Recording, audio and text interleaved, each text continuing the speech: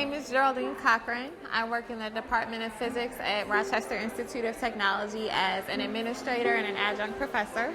I teach the STEM Education Research and Practice course, and with our affiliate institution, I teach the courses for pre-service physics teachers. My name is Catherine Sparks-Whittle, and I am a PhD graduate student in the States. My name is Shohini Ghosh, and I am a professor at Wilfrid Laurier University in Waterloo, Canada. I grew up in India. I'm Ann Cox, and I teach physics at Eckerd College, which is a small private liberal arts institution in St. Petersburg, Florida, in the U.S. I loved physics in high school, and I remember reaching out to one of my teachers and saying, I'm thinking about majoring in physics in college. And I remember that teacher telling me that physics was for guys who were going to become engineers, and I didn't know what an engineer was, so I felt like physics wasn't for me. I was often just the only female student. I was in classrooms where the professor came in and said, "Good morning, gentlemen."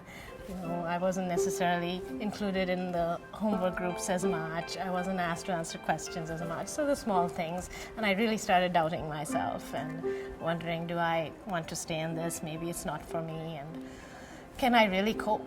I encountered people who would tell me that I was only there because I was a woman. I was only accepted because I was a woman. I only passed the candidacy exam, which I'd been studying for 2 weeks, harder than I'd ever studied for anything.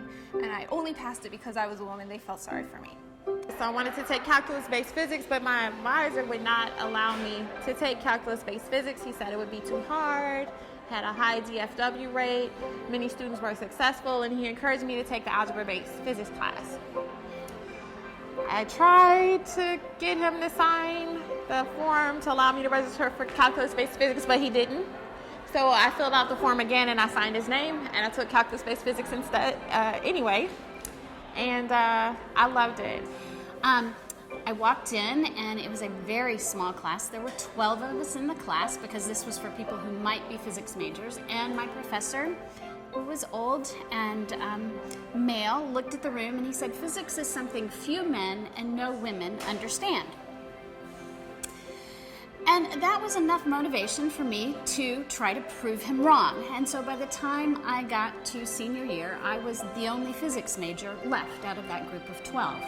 But luckily, I joined a great experiment. I have a great advisor.